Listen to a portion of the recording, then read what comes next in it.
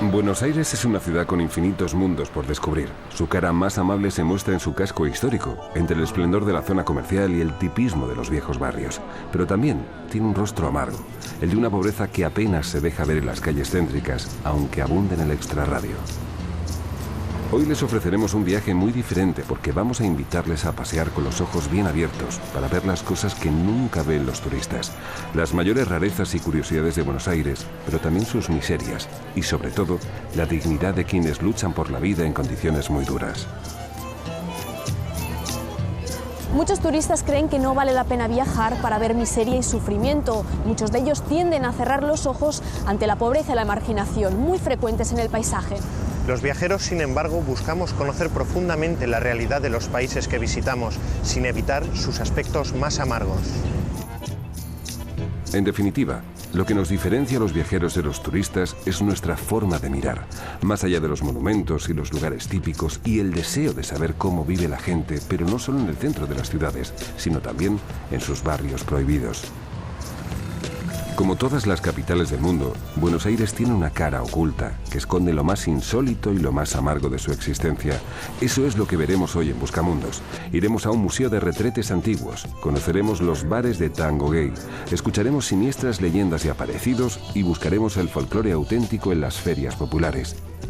Pero también entraremos en las villas miseria, compraremos en el mayor mercado ilegal del mundo y visitaremos un museo sobre el terror político.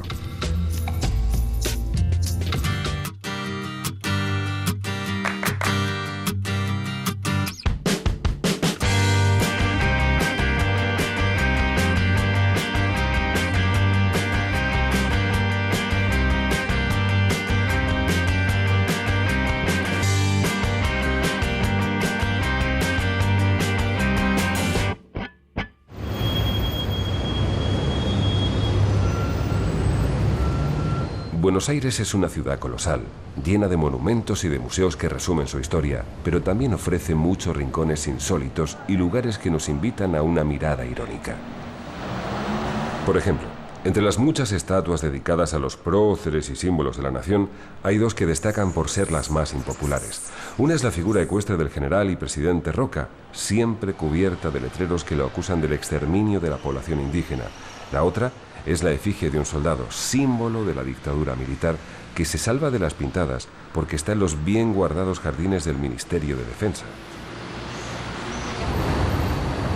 Por el contrario, los monumentos más celebrados son una escultura que los porteños llaman en broma el homenaje al dedo gordo, en el Paseo de la Recoba, y sobre todo la simpática figura de Mafalda, sentada en un banco del barrio de San Telmo, junto a la que se hacen fotos los innumerables admiradores del dibujante Quino, incluidos Miguel y Gemma, naturalmente. A ver si conseguimos salir los dos. Uno, los tres. Algunos oficios que nos parecieron raros resulta que son típicos en Buenos Aires. Por ejemplo, los hombres anuncio que se instalan en los pasos de peatones y despliegan sus cartelones publicitarios mientras el semáforo está en rojo. O los paseadores de perros, que abundan en los mejores barrios. Perro, allá debe haber 20. Y el caso que le hacen al tipo, ¿no?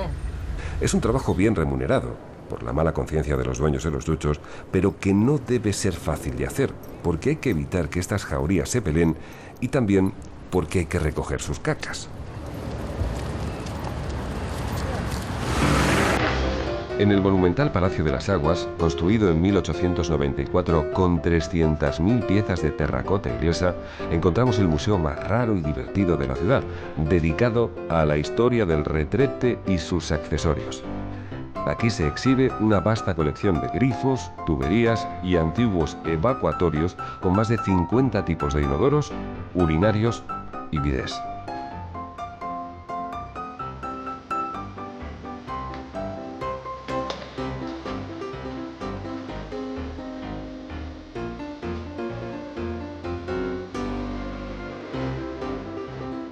¿Vamos aquí? ¿Por dónde vamos?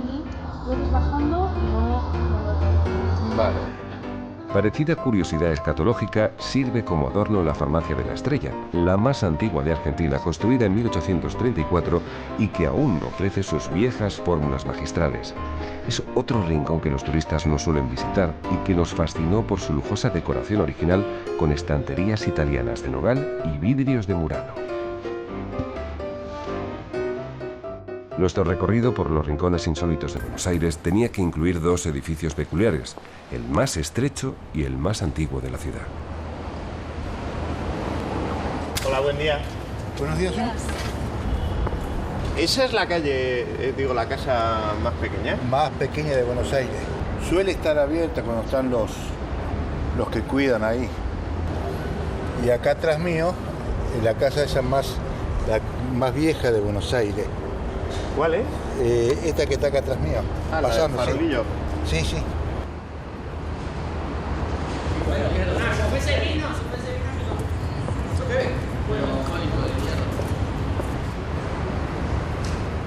Otra casa singular se oculta en el bosque de cemento de Buenos Aires. Un chalet que, a pesar de tener solo 3 pisos, es el más alto de la capital, porque está construido sobre uno de los edificios que rodean al obelisco. ¿Lo ven ustedes? Es más fácil distinguirlo de noche. Está bien iluminado y los porteños, con el humor cínico que los caracteriza, dicen que es un homenaje a la vista gorda urbanística.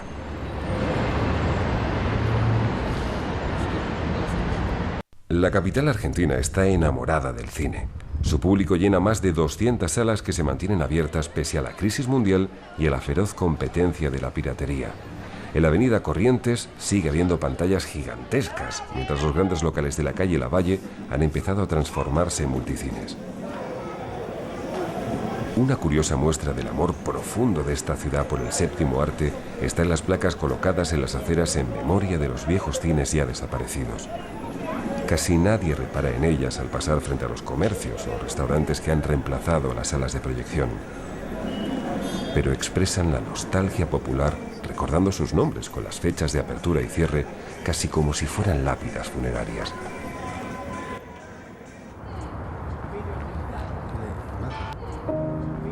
Pero para rareza fúnebre, nada como un recorrido por la necrópolis de la Recoleta, que fue el primer cementerio de Buenos Aires construido en 1822, en la huerta del convento de los Recoletos Descalzos.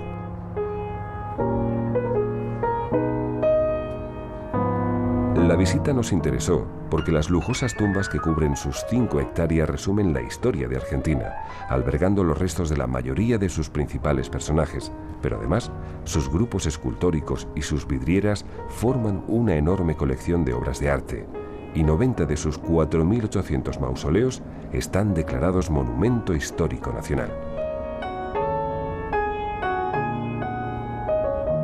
Y es que están enterrados hombres que en su momento, en vida, estuvieron enfrentados entre sí. Por eso se dice que muchas veces en el silencio de la noche, desde la fría oscuridad de sus sepulcros, se suelen escuchar voces que en diálogo o en tertulia entre sí comentan hechos que en el siglo XVIII fueron de suma importancia. Aquí, junto a una multitud de próceres, oligarcas y militares, reposan los restos del mayor mito político argentino, Eva Perón. Su tumba, que todavía siguen visitando miles de devotos peronistas, atrajo la curiosidad general sobre este interesantísimo cementerio. Finalmente, más allá de la política y el arte funerario, lo que nos alucinó en la Recoleta fue escuchar algunas de sus siniestras leyendas urbanas. Acá está enterrado un señor de nombre Alfredo Gat, que a raíz de una psicosis producida a principios del siglo XX, cuando una joven de 19 años fue enterrada viva en este cementerio, él había dejado en un escrito que a su muerte se realizara un sistema de apertura interior del ataúd con una campana que en caso de que él realmente fuera enterrado vivo por un ataque de catalepsia, pudiera hacerlo sonar y abrir su ataúd. El miedo a ser enterrado vivo cundió en Buenos Aires y sirvió para que el velatorio de los cadáveres se impusiera como norma obligatoria. Ha pasado más de un siglo desde entonces, pero aún perviven viejas historias románticas inspiradas en la trágica muerte de aquella muchacha. El día que ella estaba festejando su cumpleaños número 19, esta joven se desploma y muere. Tuvo una muerte súbita. 3 o 4 días después de su inhumación, vienen a retirar restos de flores y vieron que la tapa del ataúd estaba movida. Ella había sufrido un ataque de catalepsia y fue enterrada viva. 10 años después de la muerte de esta joven, en el año 1912, un señor que transitaba a los alrededores del cementerio conoció circunstancialmente a una señorita vestida de blanco. Entabló diálogo con ella y cordialmente la invitó a tomar un café. Fueron a una confitería cercana y a esta señorita se le derramó el café sobre su vestido blanco y le pidió a este señor la acompañe hasta su casa para cambiársela. Así lo hace. Le presta el abrigo para cubrirla porque había comenzado a llover y gallardamente le obsequia un ramo de rosas rojas. Quedaron en verse al día siguiente, pero esa señorita no asistió a la cita convenida. Y debajo del ataúd de esta joven encontraron el abrigo de él mojado por la lluvia. Entonces solicitan ante las autoridades del cementerio la apertura del ataúd y este señor, horrorizado, reconoció su rostro. Ella estaba con sus cabellos húmedos, entre sus manos entrelazadas, aferraba fuertemente un ramo de rosas rojas y sobre su blanca mortaja una mancha de café.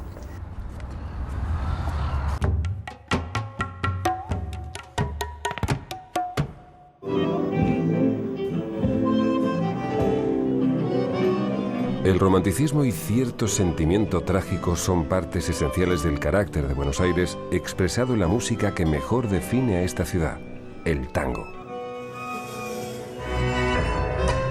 Pero nadie comprendía. Los argentinos procuran no ir a escuchar ni a bailar tangos en los locales que frecuentan los turistas. Nosotros también preferimos acudir a uno de los sitios favoritos de los buenos aficionados al género y disfrutamos de la actuación de una de las mejores orquestas formadas por jóvenes músicos que defienden el sonido genuino del tango como una seña de identidad porteña. Por aquellos ojos yo habría dado siempre más. Vamos a buscar otra cosa. La idea es que no caminemos en diagonales. Allí, en la bendita milonga, Gemma y Miguel tuvieron la oportunidad de aprender al menos algunos pasos básicos que les permitieran empezar a gozar del tango. En fin, vista su torpeza europea, la clase de baile se completó con unos amables consejos. Ahora lo voy a decir en voz alta para todos, pero es necesario que tengas confianza en vos mismo, que no pienses en si la vas a aplastar o no las piernas. Vos confianza en vos mismo, vos confía en él y en tu pierna. Tu pierna va a ir y tu cuerpo va a ir tranquilo ahí. Ok.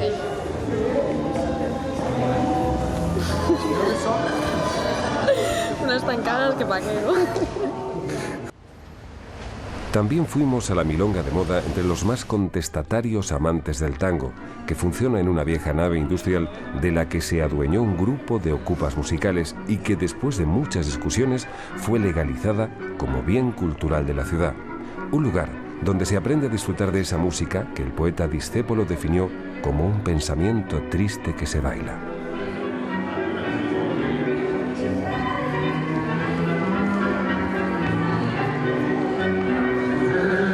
En sus orígenes, el tango se consideraba un ritmo demasiado recio para las mujeres y se bailaba solo entre parejas de hombres. Ahora ha vuelto a ser así en algunas milongas del ambiente gay, donde su música seduce al público homosexual pese al punto de machismo que sus letras siempre tuvieron. El caso es que el tango ha salido del armario, como parte de las reivindicaciones que culminaron con la legalización del matrimonio homosexual en Argentina.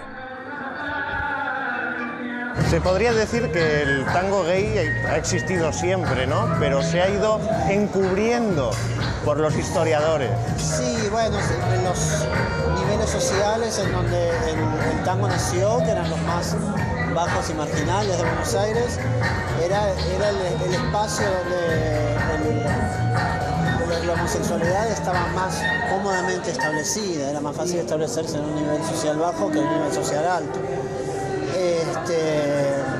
Siempre se habla de la práctica entre varones y para a mí me resulta muy hasta cómico, te diría, de parte de los historiadores que hacen hincapié en que era solo práctica, ¿viste? Que no, a ninguno se le deslizaba ningún deseo ahí carnal por alguien del mismo sexo.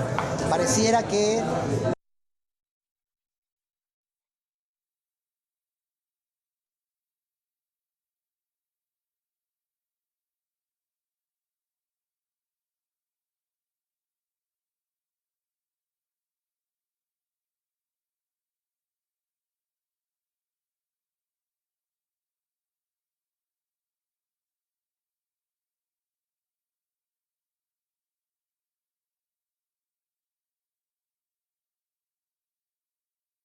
mismos personajes girando al son de las mismas canciones. Aquí se encuentran siempre los viejos bailones.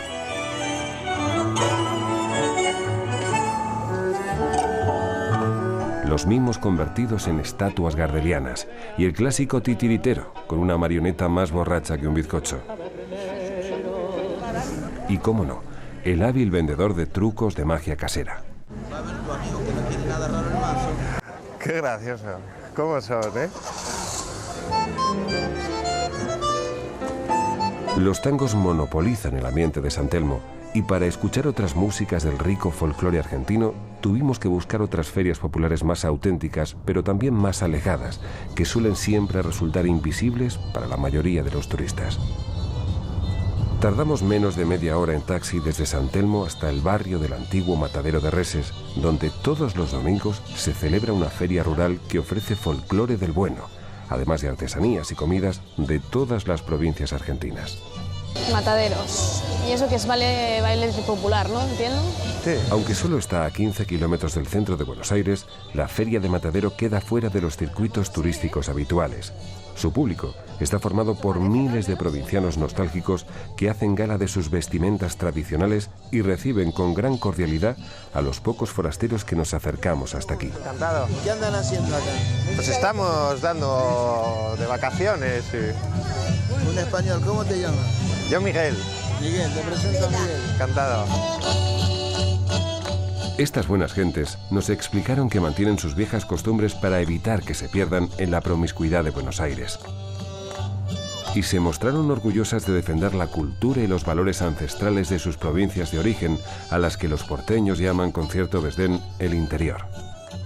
Mataderos es, podríamos decir, el país en pequeño dentro de Capital Federal, donde representa toda la provincia.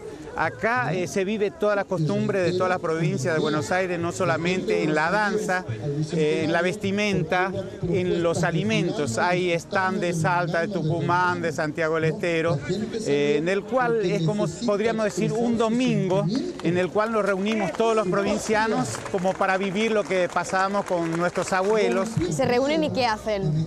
Nos reunimos acá y aparte a lo que nos gusta bailar, bailamos las danzas tradicionales de toda la provincia.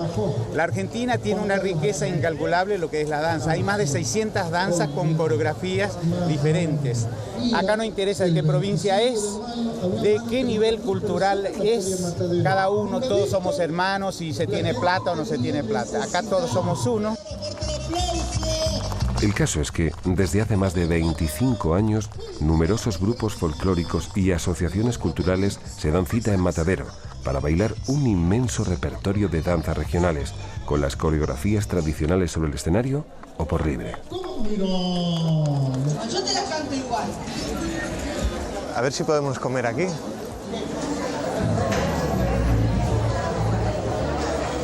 Ah, bueno, pues sí que hay sitio. Sí hay sitio, qué bien. Además, aquí podemos comer comida típica, criolla. Vamos aquí mismo, ¿no?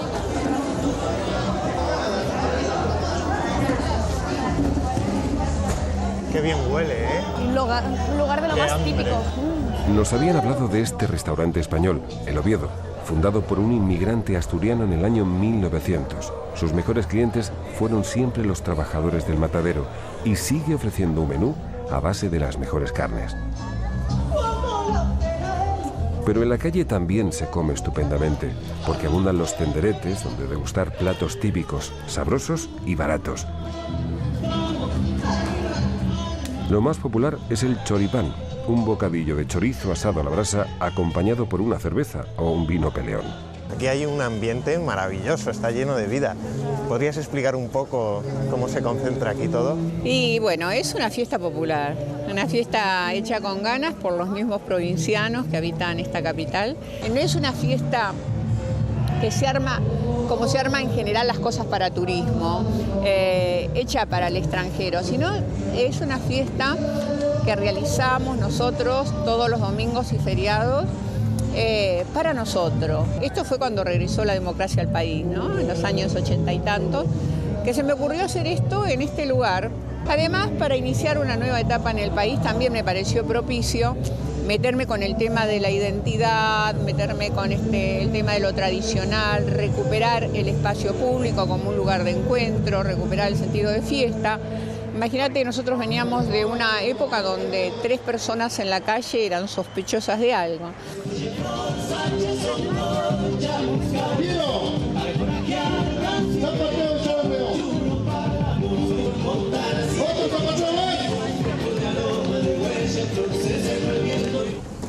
Hola.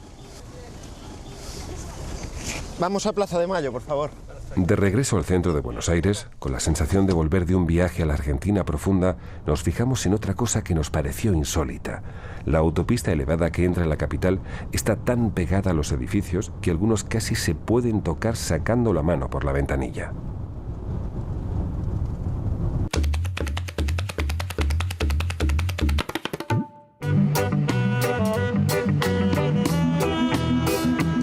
Uno de los principales atractivos turísticos de Buenos Aires es ir de compras. Entre otras cosas, porque a los extranjeros nos beneficia el cambio de euros o de dólares por pesos.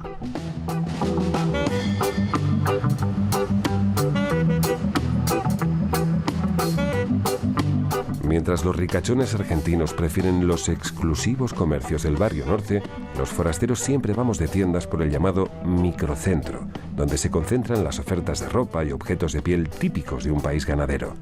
Esto todo es fabricado por nosotros, el cuero está garantizado por 10 años. Equivaldría más o menos a unos 100 euros en este momento. Luego te duele la cabeza. Prometo que no me va a doler los próximos 5 días. La variedad, el buen gusto y lo asequible de los precios hizo que a Gemma le resultara muy difícil decidirse. ¿Todas valen igual? Sí.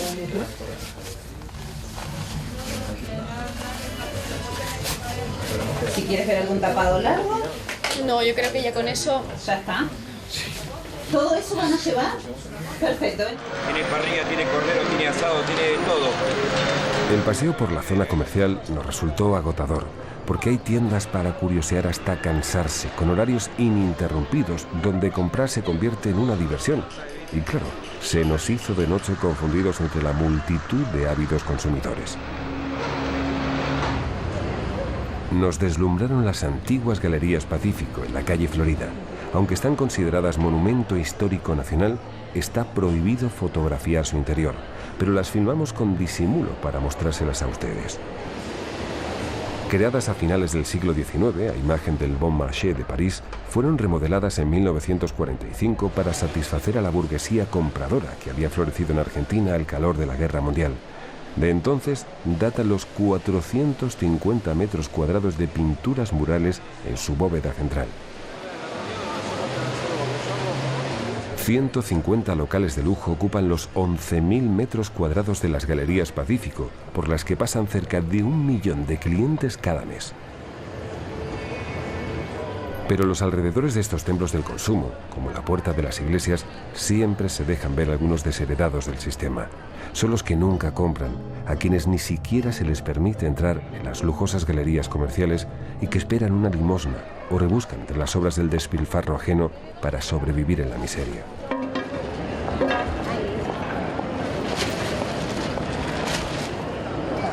Una legión de vendedores ocupa las vías peatonales, contrariando a los tenderos que recelan de esta competencia callejera y desafiando a unas autoridades que preferirían evitar la mala imagen de la pobreza. Por eso, nos pidieron que no lo retratáramos. ¿Hasta qué hora están por aquí? Y normalmente hasta la hora que nos fecha la policía. A veces nos deja y a veces no nos deja. Entonces nosotros somos como los magos, aparecemos y desaparecemos. ¿Y les multa también? Claro. A veces nos deportan. La venta callejera y la mendicidad son dos claros síntomas de que algo no funciona bien en el sistema social. Nos preguntábamos de dónde sale el género que se oferta en estos puestos. La ropa de marca falsificada, las películas pirateadas y tantas otras cosas. Y los propios vendedores nos recomendaron que visitáramos La Salada, el gran mercado mayorista de los callejeros, en Lomas de Zamora, uno de los barrios más duros del Gran Buenos Aires. Los puntos de venta de la Salada se extienden sobre más de 20 hectáreas, formando el mayor comercio ilegal del mundo, ya que en él se tolera la compraventa de toda clase de cosas de imitación sin que la policía haga jamás acto de presencia. Cuidado. Nos aplastan, nos arrollan directamente. ¿Nos arrollan por todos lados? Sí, nos han rodeado. Centenares de autobuses traen a una numerosa y fiel clientela que viaja cientos de kilómetros en busca de mercancías atractivas, baratas y sin impuestos para después venderlas en las ferias locales de distintas provincias argentinas.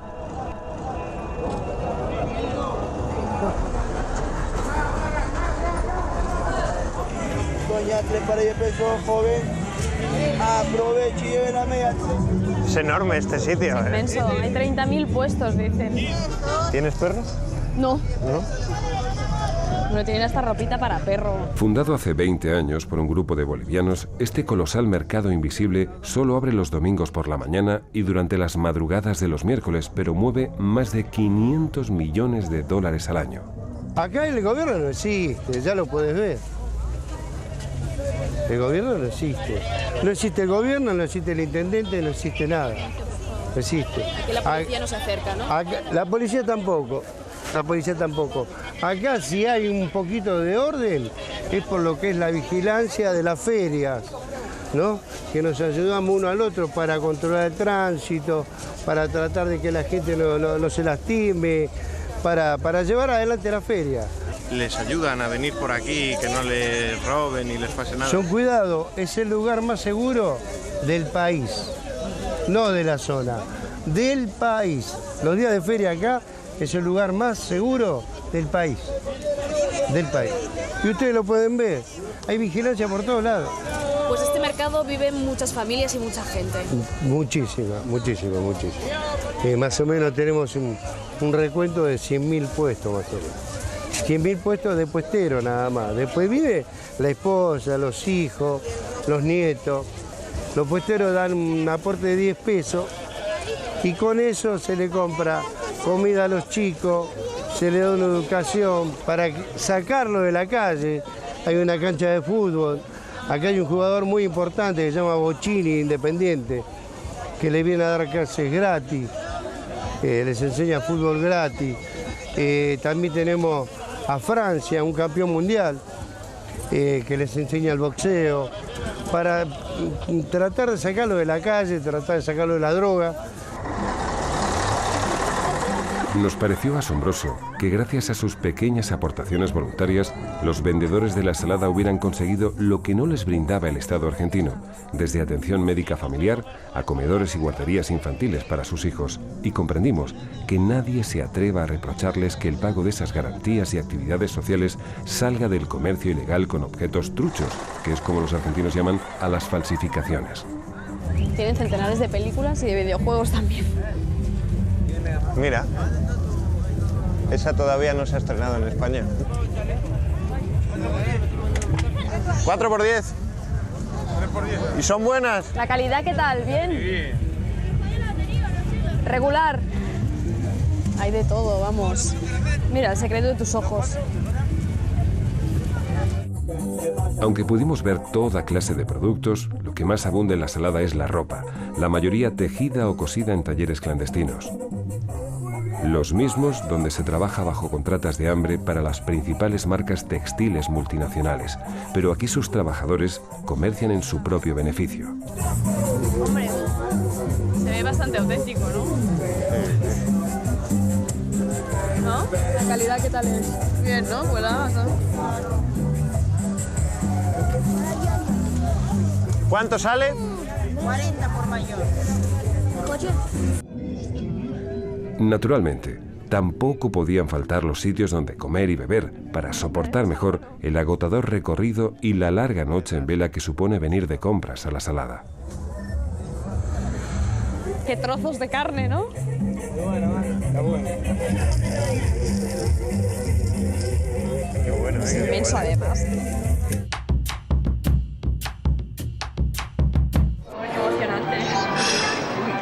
El famoso escritor uruguayo Eduardo Galeano, con quien nos encontramos una tarde en el Ateneo, posiblemente la librería más bonita del mundo, nos explicó lo difícil que resulta comprender la realidad que nos rodea y nos dio el mejor consejo que puede recibir un viajero, que nos esforzáramos en mirar profundamente y en escuchar a las gentes para no vivir en un limbo o en un decorado. Bueno, linda noche. ¿Saben una cosa? A veces cuando yo salgo de aquí, de este café o de algún otro, aparece alguna gitana que se ofrece para leerme el destino, el futuro. Dame la mano que te leo el futuro. Y yo le pido que por favor no cometa esa maldad.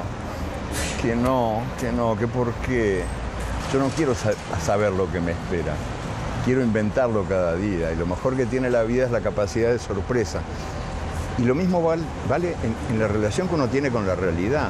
La realidad es una señora muy loca que está enmascarada y lo mejor que tiene es el descubrimiento de las caras que hay detrás de las máscaras. Y eso solo se logra caminando, encontrándote con la gente inesperada, con la que uno no conoce. Yo me lancé así a caminar por los caminos de América hace ya muchos años y en realidad todo lo que escribí es el resultado de lo que la gente me regaló. De esas ofrendas que fui recibiendo. De tal manera que yo siento que soy como una especie de voz de voces, o que eso es lo que me gustaría ser, ¿no? Una voz de voces. Entonces vamos a buscar a esa loca, que es la realidad. Sí, vale la pena. Es una loca divina. Muchísimas gracias por todo. Hasta luego. Un placer inmenso. Bueno, chao, hasta luego. Chao. Bueno, nos vamos, de verdad. Chao.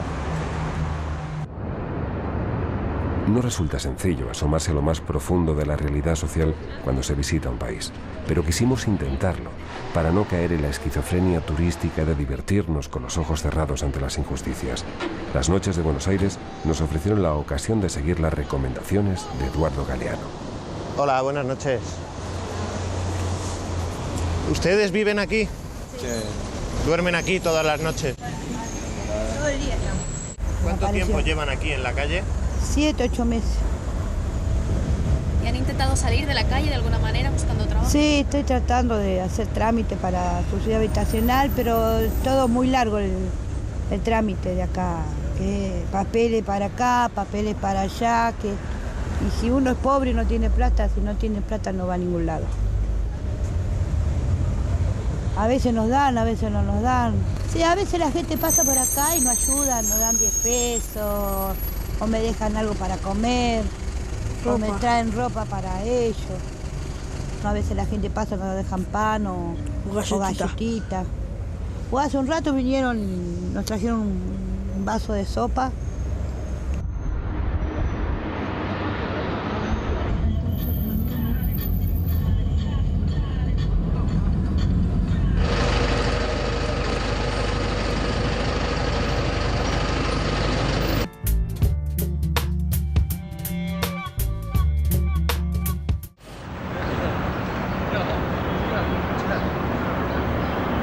El distrito más adinerado de Buenos Aires, aunque no el más señorial, es Puerto Madero.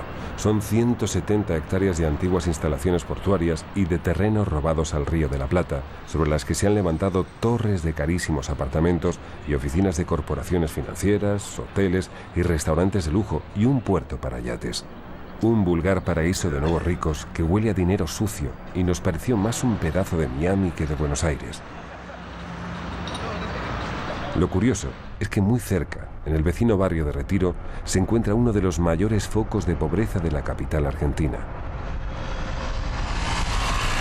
Los automovilistas pasan por encima de la Villa 31 ignorando su existencia, cuando cruzan por una autopista urbana desde la moderna ostentación de Puerto Madero a la antigua ostentación de Palermo. Pero basta con mirar a los lados o hacia abajo para descubrir esta villa miseria en el corazón de la ciudad. Nadie se adentra en sus callejas y cuando conseguimos que un taxi nos acercase a ellas, nos sorprendió la voz de alarma del GPS. Precaución, acercándose a zona peligrosa.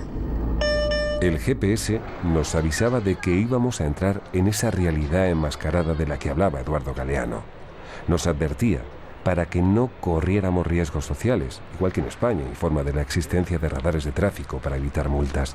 Pero no se puede discutir con un GPS ni explicarle que no hay que confundir pobreza con delincuencia.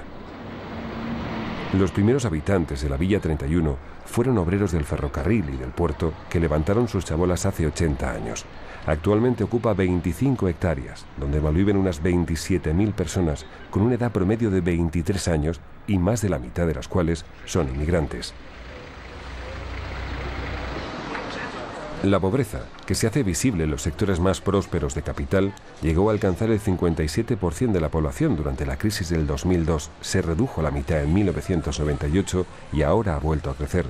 Las estadísticas cuentan 13 millones de pobres, incluyendo a 5 millones de indigentes, y el gobierno admite que por lo menos 1 de cada 4 argentinos sufre grandes privaciones. La desigualdad lleva años como gran tema de debate en los círculos intelectuales de Buenos Aires. Así nos lo contó Ricardo Darín, el más famoso de los actores de cine argentino. Yo creo que la pobreza en sí mismo, el hambre en la Argentina, es algo que necesariamente nos debe producir un dolor muy profundo, por distintos motivos. Hay lugares, hay zonas del mundo que atraviesan situaciones de pobreza, de profunda pobreza, de mucho hambre, pero que tienen, entre comillas, cierta lógica. Ese no es el caso de Argentina. Argentina genera alimentos para 300 millones de habitantes y somos 40 millones. Entonces ahí se produce un análisis que nos arroja un resultado muy perverso. Entonces yo creo que es un tema que nos produce un gran dolor. Yo creo que forma parte de nuestra vergüenza. Hay gente que trabaja todos los días con muy pocos recursos para darle de comer a chicos, tienen comedores barriales. Hay mucha gente que todos los días se despierta preocupadísima por ese tema y es gente que tiene un ejemplo muy claro para darnos, y no con teorías, con concreciones, con cosas muy claras y muy concretas. Margarita Barrientos es una de esas personas. Es una mujer que sin nada, con su marido y con su familia, están dando de comer a más de 1000 personas por día. Era la hora de cenar y quisimos ir al comedor popular de Margarita Barrientos, pero no encontramos un taxi que a esas horas estuviera dispuesto a llevarnos hasta la Villa Miseria de los Piletones. Sí, está en Villa Soldati. No, lo que pasa es que es un lugar medio peligroso. Pues entonces nos esperamos hasta mañana mejor. Vale, iremos de día. Es mejor ir de día, ¿no? Pero es un poco peligroso. Bueno, pues vale. Muchas gracias. Gracias. Gracias.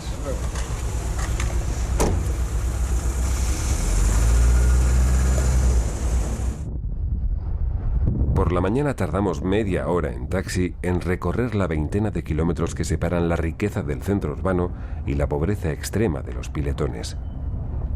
No fue fácil encontrar el local del que nos habló Ricardo Darín en un laberinto sin asfalto donde unas 3.000 personas anidan en 500 viviendas precarias. Vamos bien, porque esta es la calle Plumerillo.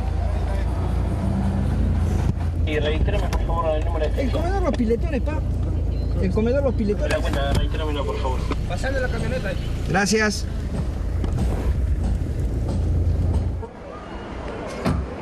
La visita nos valió para aprender una lección de solidaridad, porque este comedor, que atiende a empobrecidos y marginados, no pertenece a una ONG, sino que fue organizado por una pareja de trabajadores casi analfabetos y funciona gracias a los voluntarios del barrio.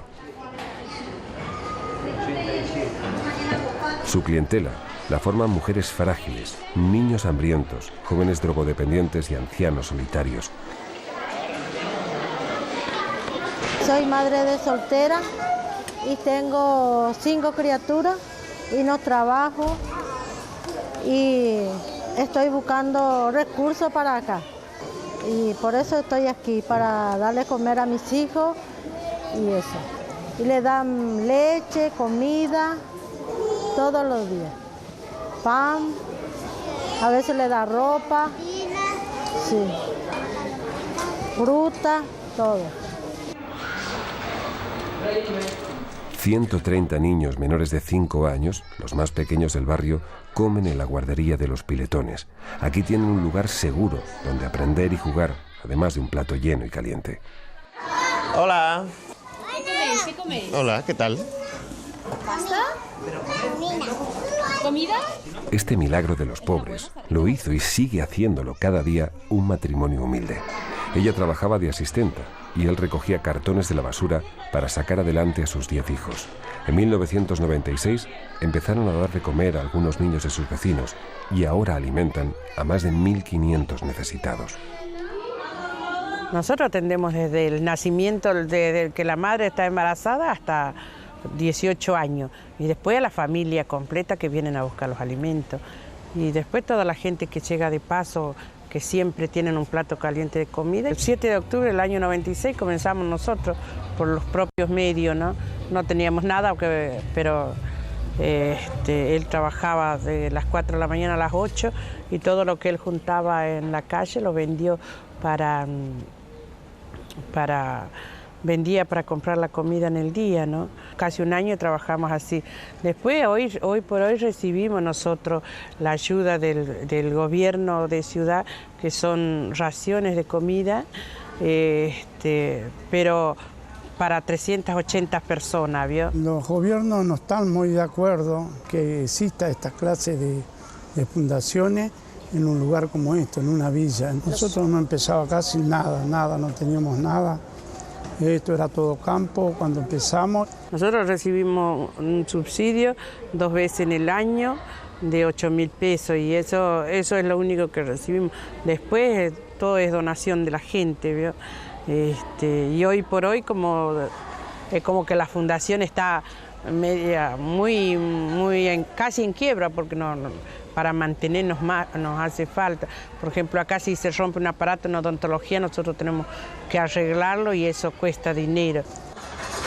Un breve paseo nos permitió hacernos una idea de cómo se vive en esta pequeña Villa Miseria, fundada en 1985 junto al lago de secado de Villa Soldati y poblada por provincianos e inmigrantes venidos de regiones donde la pobreza es aún mayor. Sus gentes nos dejaron entrar en las casuchas, donde han construido unos hogares carentes de casi todo. Aquí nunca llegan extranjeros, por eso nos miraban con tanta curiosidad, como nosotros a ellos. El aire era nauseabundo y espeso. Entre la abundante basura viven miles de ratas y millones de mosquitos que hacen endémico el dengue. Pero la peor plaga es el paco, una droga tan barata como dañina, que aprovecha los desechos de la cocaína. Para una carpintería. Finalmente acudimos a la biblioteca de los Piletones, nutrida de libros básicos a base de donaciones populares, y entramos en el centro de día, que además de la comida, ofrece atención médica y un lugar de reunión a los ancianos de la vecindad. De lunes a viernes acá, y después a la noche la cena y a la mañana el desayuno. Hay muchísima gente. A la noche somos como 300 hoy. Hace 8 años ya que estoy acá. 8 años hace que estoy acá. Y así trabajamos, hacemos actividades manuales. Qué bonito, qué maravilla. Sí, a veces hacemos diferente. Este es chiquito, solemos hacer más grande. Son tapices para las sillas.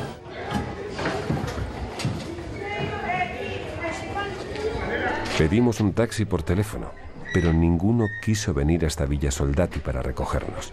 Así que los vecinos de los Piletones nos hicieron el favor de sacarnos de su barrio, en la caja de un camión, un recurso habitual para desplazarse donde no existe el transporte público, igual que tampoco existen otros servicios tan básicos como el agua potable, el teléfono o el gas, pero en cambio abundan la dignidad humana y la solidaridad.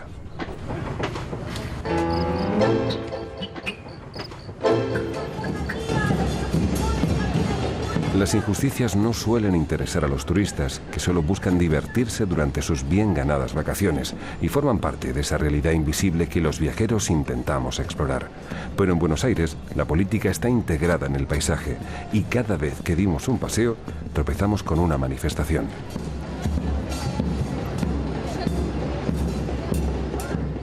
Por eso, cuando nos encontramos con ese gran mito cinematográfico que es el actor Federico Lupi, no nos habló de cine, ni de teatro, sino de política.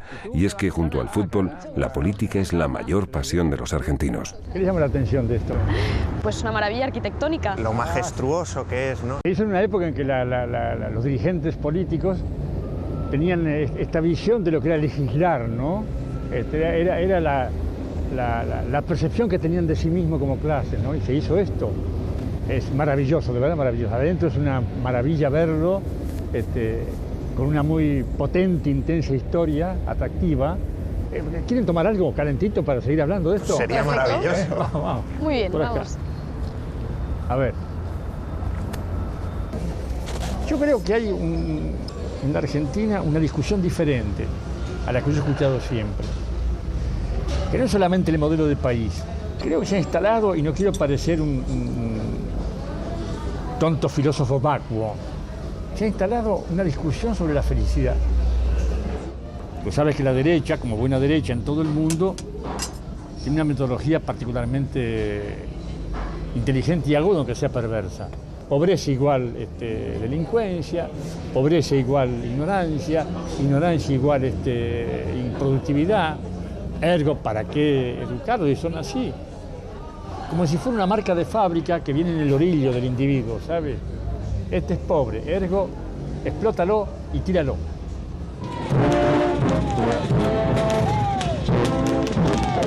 Detrás de la pobreza aparece siempre el tema de inmigración. Y es que en el extrarradio de Buenos Aires viven en la pobreza 2,5 millones de bolivianos y otros 2 millones de paraguayos.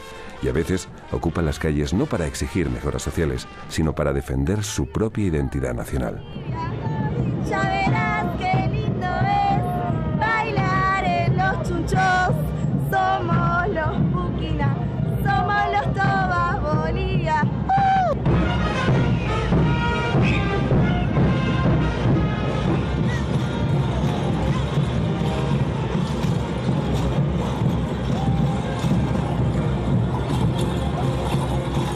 Sin embargo, la principal obsesión política de los argentinos continúan siendo los crímenes cometidos por la dictadura militar hace más de 30 años.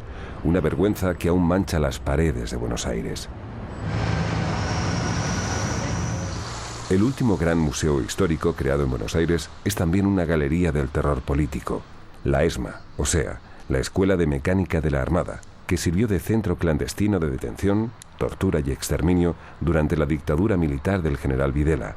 Pero la ESMA no está abierta para que los turistas recorran sus siniestras instalaciones, que fueron entregadas por el gobierno a las más destacadas organizaciones de derechos humanos. Para visitarla hay que obtener permisos y concertar citas previas. Escuela de Mecánica de la Armada. Uno de los lugares más siniestros durante la represión. Hola, buen día. ¿Qué tal? Miriam, ¿cómo Encantada. estás? Miguel. ¿Qué tal? Mucho gusto. Miriam, estábamos contemplando la Escuela de Mecánica de la Armada. Sí, desgraciadamente en este lugar fueron asesinadas 5.000 personas. 5.000 de los 30.000 desaparecidos argentinos pasaron por este lugar. El más conocido es este edificio del complejo, pero en realidad es en el Casino de Oficiales, donde funcionaba el corazón de este centro clandestino de detención, que como ustedes verán está rodeado de viviendas. ¿Y los vecinos siempre guardaron silencio? Sí, bueno, estaban aterrorizados seguramente. Ustedes tienen que saber que en ese momento no había ley, no había seguridad. Era imposible, si secuestraban a un conocido, a un amigo, a un hermano, hacer la denuncia, porque las fuerzas de seguridad y la justicia eran cómplices y estaban dominados por la dictadura. Todos éramos maltratados, todos pasábamos por el circuito terrible de la tortura con picana eléctrica, picana en los pechos, en la vagina, en los genitales. Aquí la perversidad de esta gente no tenía límites. Argentina no ha olvidado aquel horror político. El Museo de la ESMA tiene que servir para mantener la memoria de las víctimas. Conocerlo, como los campos de exterminio nazis en Alemania, es casi una obligación moral para los viajeros que pretendan compartir no solo las alegrías, sino también las penas de una ciudad tan abierta, optimista, acogedora y divertida como es Buenos Aires.